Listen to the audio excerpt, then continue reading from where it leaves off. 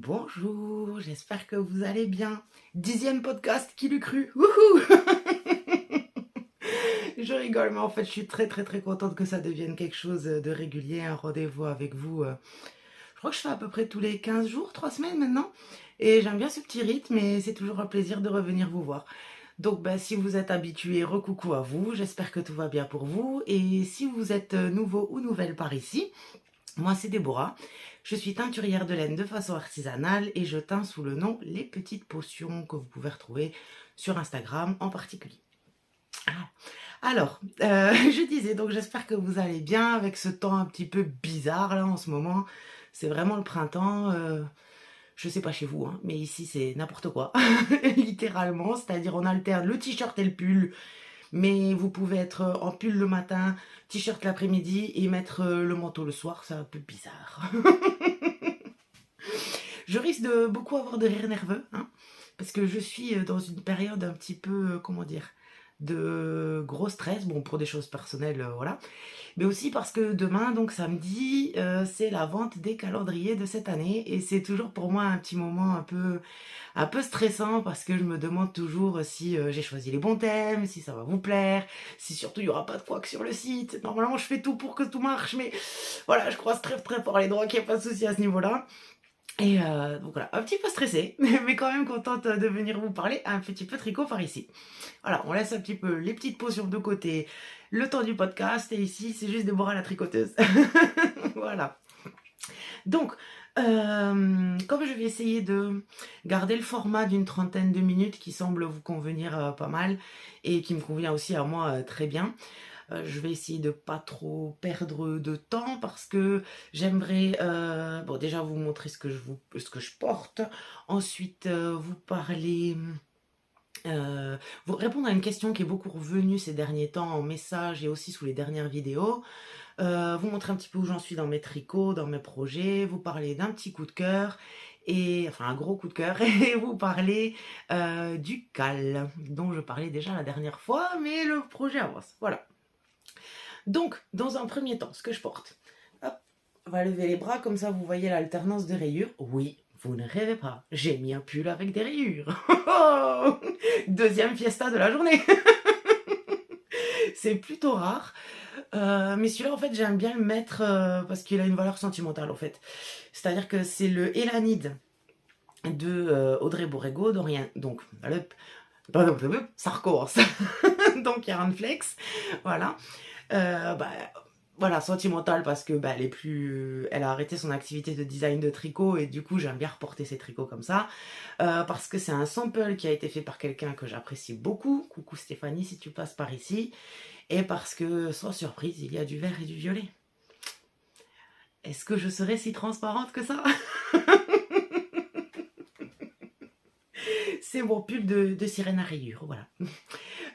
Les coloris, parce qu'ils existent, enfin ils existent, ils sont tous encore dans la boutique, enfin peut-être pas de façon actuelle, mais c'est des coloris, voilà, que je peux refaire.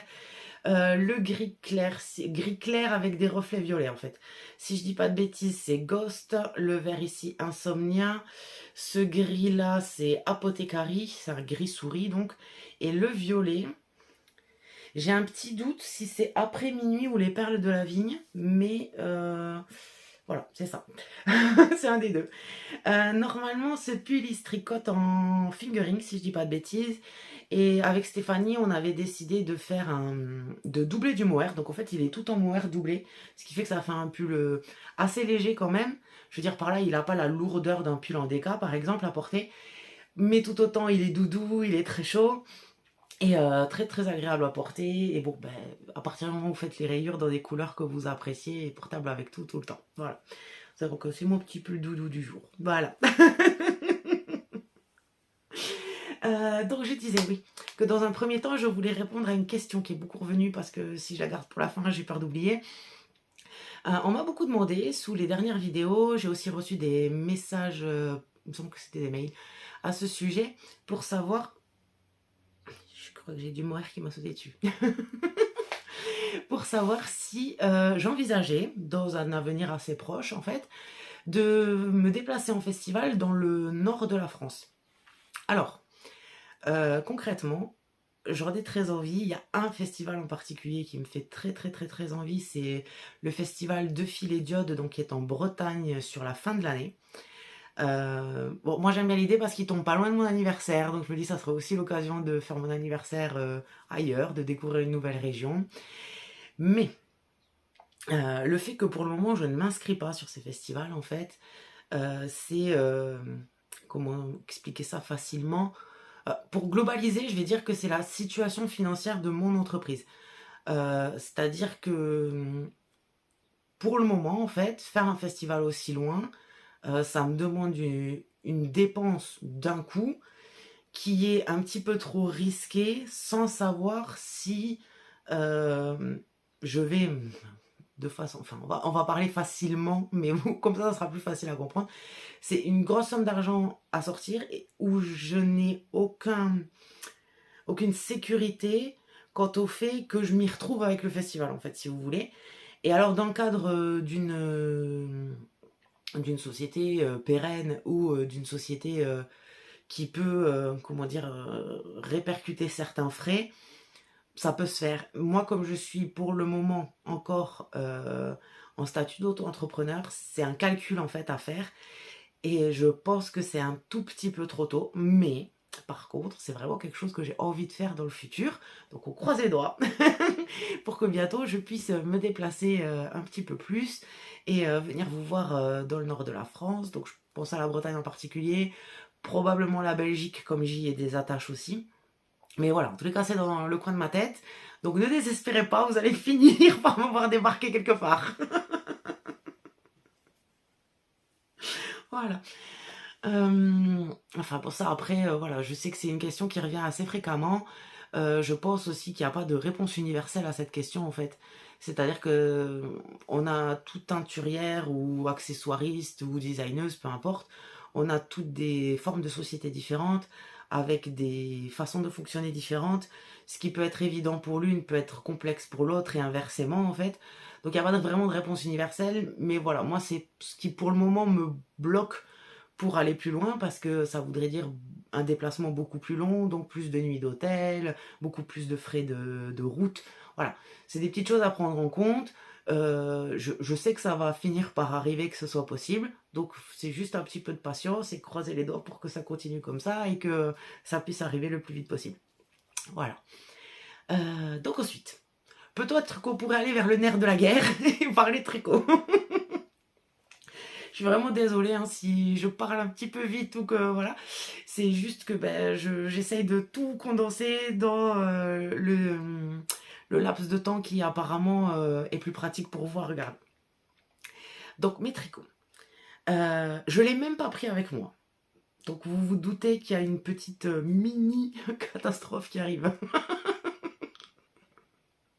Et je pense qu'il y en a déjà certaines d'entre vous qui se disent « Ok, on a compris ». Donc, ça fait quelques temps maintenant, c'est-à-dire bien un mois et demi, que je suis en train de tricoter le Néréide. Que je vais, comme je ne l'ai pas pris, je vais vous remettre une photo ici. Et Néréide est parti au placard. Voilà, il est fini. Il est fini, c'est tout, il est fini. Non, plus sérieusement en fait.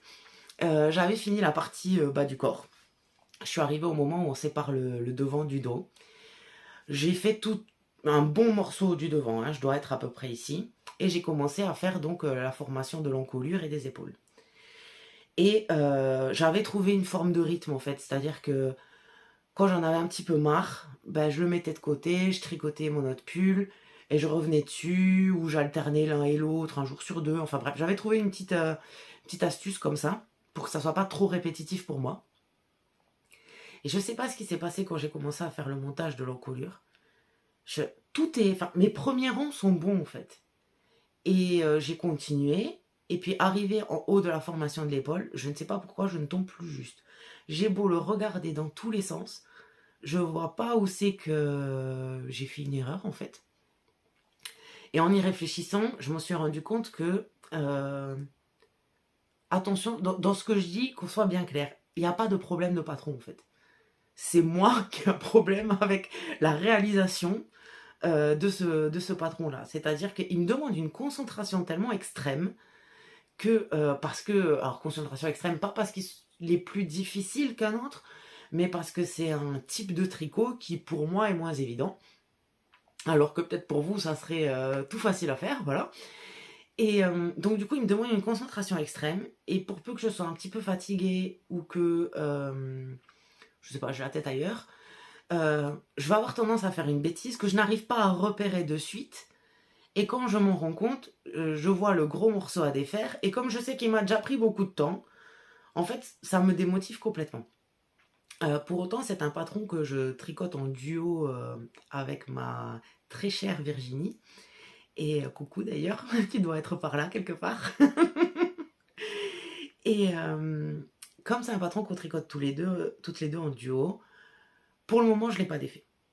C'est-à-dire que si je l'avais fait toute seule, je pense que je l'aurais défait, j'aurais dit on arrête les dégâts là. Alors, pas dans le sens qui me plaît pas ou que je le veux pas, c'est pas ça. C'est que comme j'ai un temps de tricot assez réduit, comparé à ce que je voudrais en fait,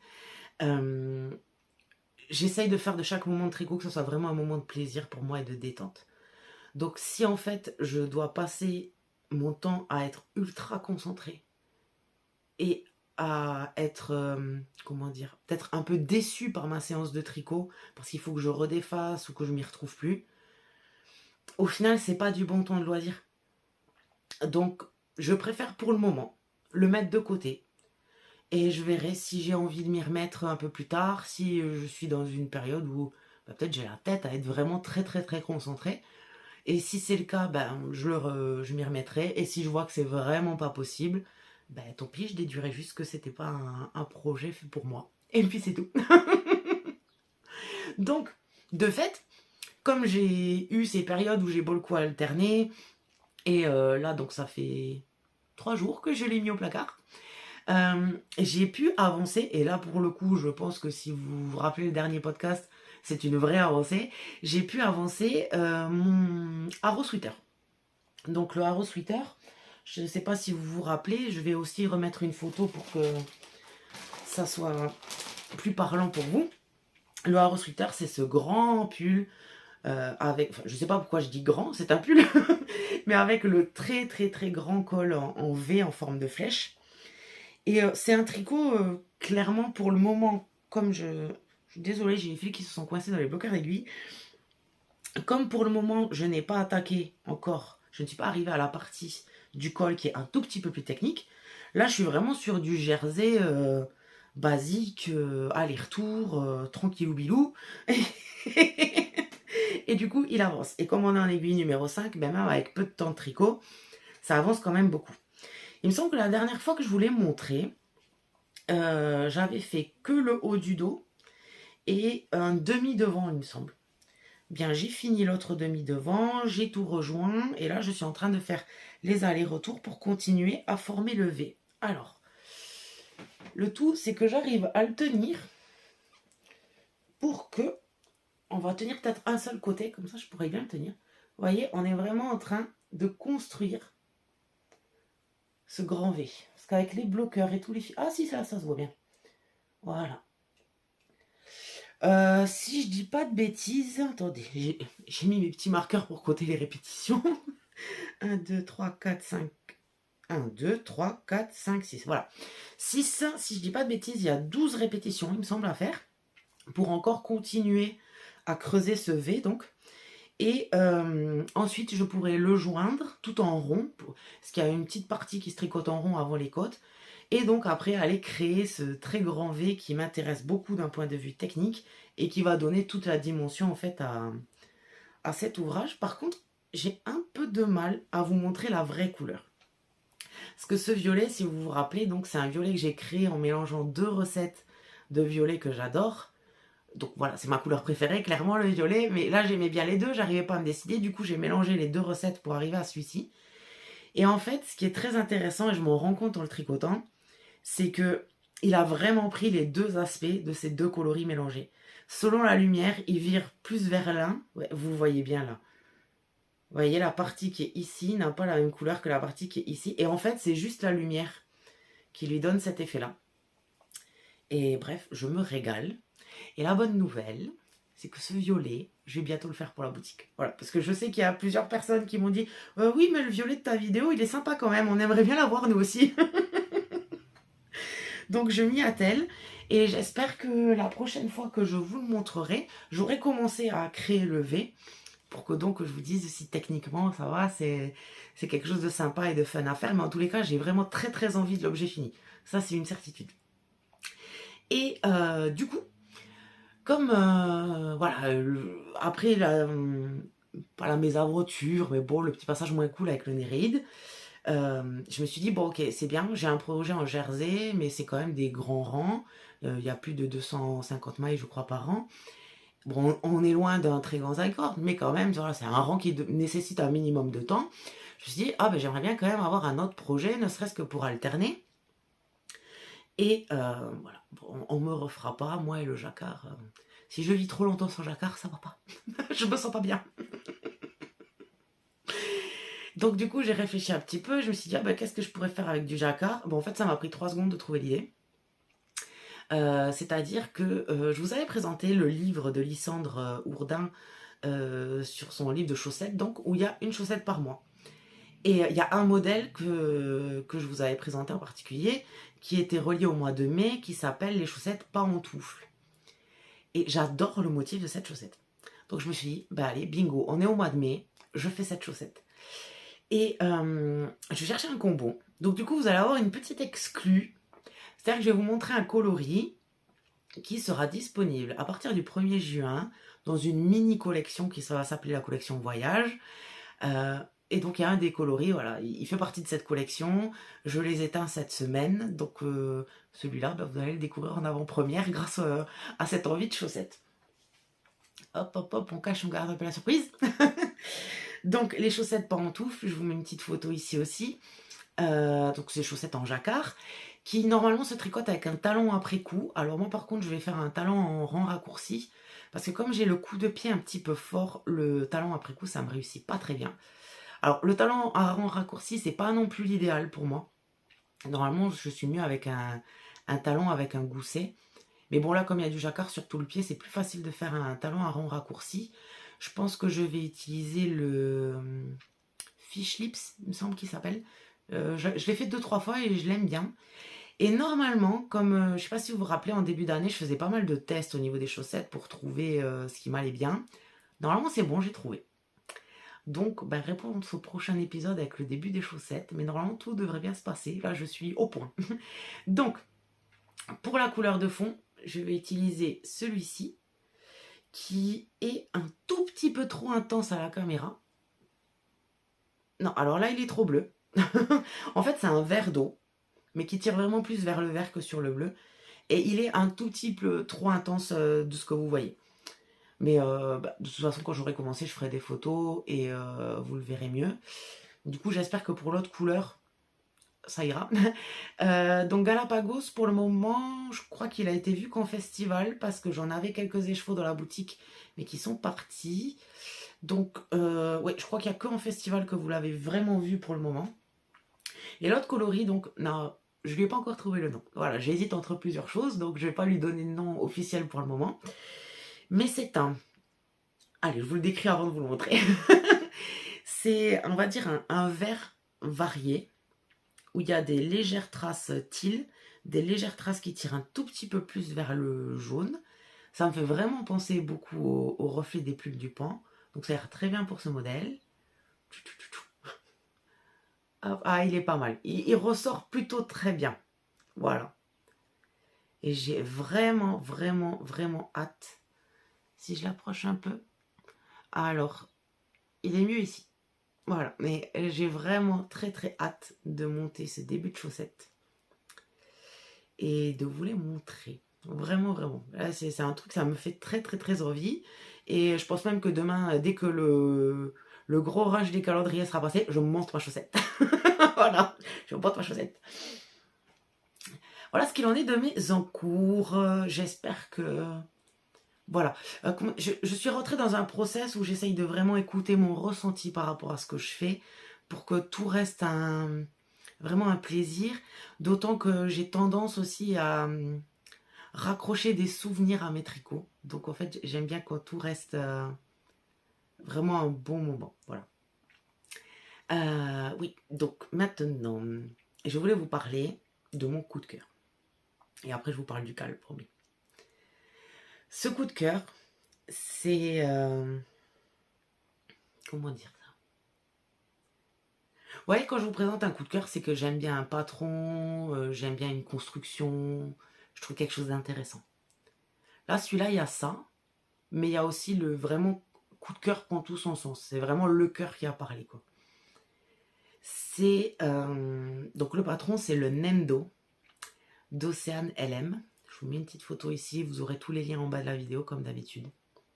Ce patron, il a quelques mois déjà, hein, peut-être même une année.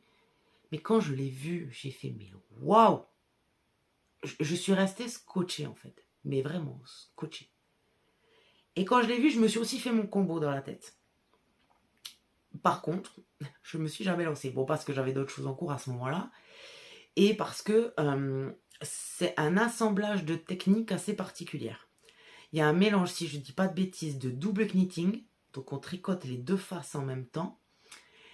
Et d'intarsia. Donc c'est quand même quelque chose d'assez technique. Même si d'après ce que j'ai lu et compris sur le sujet, c'est vraiment juste le temps de comprendre la façon de faire. Une fois qu'on a compris, apparemment, ça devient voilà, un tricot comme si vous tricotiez du jersey, quoi. C'est juste un coup de main à comprendre. C'est ce que je pense qui fait qu'il m'a un petit peu retenu. Et aussi que je cherchais la matière. Parce que comme il y a de l'intarsia, je veux quand même qu'il y ait un tout petit peu d'accroche. Mais comme ça sera porté autour du cou, je veux que ça reste très confortable pour moi. Donc j'ai beaucoup hésité, superwash, non superwash, et surtout sachant les couleurs que je veux et l'ambiance que je veux lui donner, je voulais vraiment avoir la base qui fera le mieux ressortir la couleur selon mes propres goûts. Et du coup, je pense que je vais partir sur du BFL, qui me semble le meilleur allié à tous les niveaux, c'est-à-dire couleur, finesse du fil, accroche, il devrait être très bien pour ça. Je ne sais pas du tout quand c'est que je vais m'y mettre, je ne sais pas du tout le temps qu'il va me prendre. Mais ce qui est sûr, c'est que j'aurai mon endo. Ça, c'est une certitude. Pourtant, c'est là que c'est d'autant plus étonnant comme coup de cœur. Je suis pas très châle, en fait. C'est-à-dire que j'ai tricoté beaucoup de châles au début de mes aventures de tricot. Par complexe, en fait. Parce que comme j'avais un problème, et j'ai toujours un problème, mais ça va mieux, entre moi et mon corps, je me sentais pas de tricoter un pull que je porterais peut-être pas. Je suis en train de me soigner à ce niveau-là, hein, voilà. Commence à envisager l'idée de porter un pull qu'on a tricoté. Je porte ce qu'on m'a tricoté, donc voilà. Mais ça va venir. Et du coup, je tricotais beaucoup de châles pour éviter ça. Parce que le châle permettait que j'ai pas besoin de me montrer spécialement. Je pouvais pas être déçue au niveau de comment il m'allait. Donc je tricotais beaucoup de châles. Mais à force d'en tricoter beaucoup, en fait, je crois que je m'en suis littéralement dégoûtée. D'autant que bah, ça m'arrive, hein, parce que j'ai un petit peu la gorge fragile de porter quelque chose. Mais je mettrais plus facilement un col roulé, si vous voulez, qu'aller chercher un gros châle. Donc c'est quelque chose que je regardais plus trop, ou je m'y intéressais plus trop. Et quand lui, je l'ai vu, je dit mais non, en fait, même dans ma tête, je me suis dit, si ça doit finir que c'est un châle que je ne porte pas, c'est pas grave, c'est une œuvre d'art, en fait. Et je suis complètement subjuguée. Voilà, j'ai pas d'autres mots, je suis subjuguée par ce design.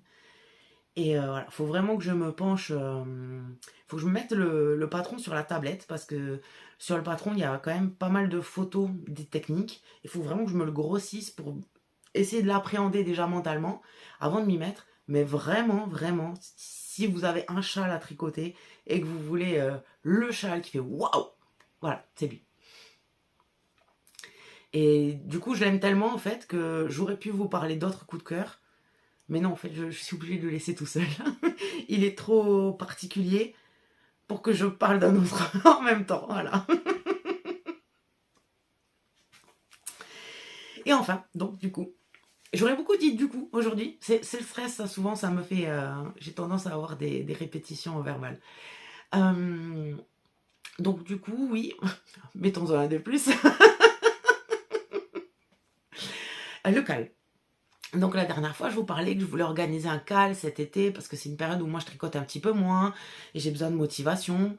Et je réfléchissais à est-ce que je choisissais une ou un designer en particulier, est-ce que je choisissais une matière, est-ce que...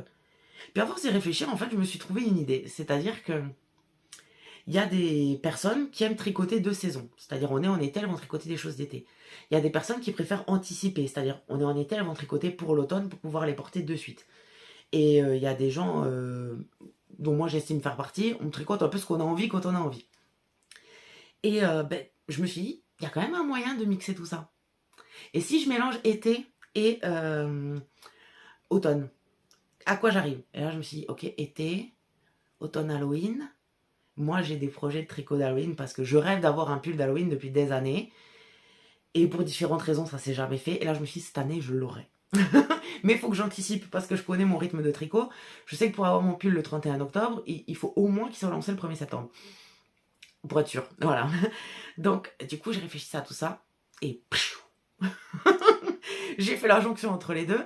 Et donc, le call, ce sera le Summer Win. Donc, Summer pour été et Win pour Halloween. Et donc, il se déroulera du 21 juin, donc début de l'été, jusqu'au 31 octobre, date d'Halloween. Voilà. C'est tout simple en fait. Je vais faire un groupe sur Insta parce que j'ai des petits soucis avec Ravelry, moi, donc ça va être un petit peu compliqué à gérer. Donc je vais faire un petit groupe de discussion sur Insta. Si vous voulez participer au groupe, vous venez avec plaisir. Si vous voulez faire ça dans votre coin et ne pas être dans un groupe de discussion, vous venez aussi, enfin vous le faites aussi. Si vous voulez lire ce qui se passe dans le groupe mais pas forcément participer, bien, enfin vous faites ce que vous voulez, il n'y a pas de restriction. Voilà, je suis pas très embêtante sur les cales. La seule chose qu'il y a à faire, c'est que votre tricot, votre crochet, même votre filage éventuellement, si ça vous dit, ait rapport soit avec l'été, soit avec Halloween, soit un mélange des deux. Que ce soit le tricot en lui-même, que ce soit un motif de jacquard, que ce soit une couleur utilisée, que ce soit le nom d'une couleur utilisée. Bien sûr, qu'on soit bien clair, comme c'est un cal, il n'y a pas d'obligation de tricoter des petites potions, ça peut être la laine de n'importe qui, il n'y a pas de problème avec ça. Voilà, donc tout est en train de s'organiser tout doucement. J'essaye de mon côté de trouver des petits sponsors. C'est-à-dire que moi, bien sûr, je vais faire un lot pour le cal, mais j'aimerais bien qu'il y ait peut-être des petits patrons ou des accessoires ou quelque chose comme ça à gagner par tirage au sort. Donc je suis en train un petit peu de commencer à envoyer des messages, de voir si je peux avoir des petites choses à droite à gauche. Voilà. Donc c'est en train de se mettre en place. On en parlera un petit peu plus début juin, voilà, comme ça jusqu'au 21, ça laissera le temps. Mais voilà, sachez qu'il y a ça qui se met en place et que si vous avez des envies de tricot d'été ou de tricot d'Halloween, ça sera le moment. On fait ça dans la bonne humeur, dans le partage, on se donne des astuces, on se motive. Voilà, c'est vraiment le maître mot, c'est tricoter ensemble, dans la bonne humeur, et que ça s'amuse et qu'on se donne envie de tricoter d'autres choses. Voilà, c'est vraiment ça qui est l'essentiel. Et qu'on fasse ça dans l'ambiance la plus détendue possible. Voilà. Et donc, il me semble que je vous ai tout dit. Bon, finalement, j'aurais plus blablaté que montrer vraiment mes tricots, parce que pour la force des choses, il s'est pas passé énorme dessus. Voilà. Et que, bon, j'entends bien que sur mon Arrow Sweater tout en jersey, fatalement, voilà, à part voir que il était comme ça, il est comme ça, on voit pas grand-chose. Mais c'est toujours un plaisir de venir papoter de tout ça avec vous. Parce que comme je dis souvent à mes proches, ben, en fait, autour de moi, il n'y a pas grand monde qui tricote vraiment. Je travaille beaucoup, donc fatalement, je vois pas grand monde, on va dire ça comme ça. Et ben, à part les tricopines avec qui on discute par message, mais c'est encore autre chose de pouvoir le partager comme ça. Et puis, c'est aussi l'occasion, voilà, de remontrer des modèles plus anciens, d'en découvrir des nouveaux. Et voilà. Et du coup, je vais finir sur ce podcast parce que je suis un petit peu curieuse, moi aussi. Voilà, je vous ai présenté, je crois, mon plus gros coup de cœur ouais, de la dernière année. Alors, pas année civile, mais année, voilà, hein, vous avez compris, quoi. Année coulante, glissante, je ne sais plus comment on dit. Je crois que c'est glissante. Et vous, c'est quoi votre plus grand coup de cœur? Que vous l'ayez tricoté ou non, hein, d'ailleurs. Mais votre plus grand coup de cœur pour un modèle, ça a été quoi? Je suis sûre que je vais découvrir de nouvelles choses. En tous les cas, j'espère que vous avez passé un bon moment par ici. Si je vous ai fait sourire au moins une fois, j'ai gagné. Et j'espère que vous avez de très très très très très beaux projets sur vos aiguilles, vos crochets, ou sur vos rouets ou fuseaux. Et qu'on se retrouve peut-être demain pour les calendriers. En tous les cas, moi je serai là et je vous attends. Et je vous dis à très bientôt, le plus tôt possible avec un début de chaussettes. Et surtout, surtout, surtout, prenez soin de vous. Bye bye!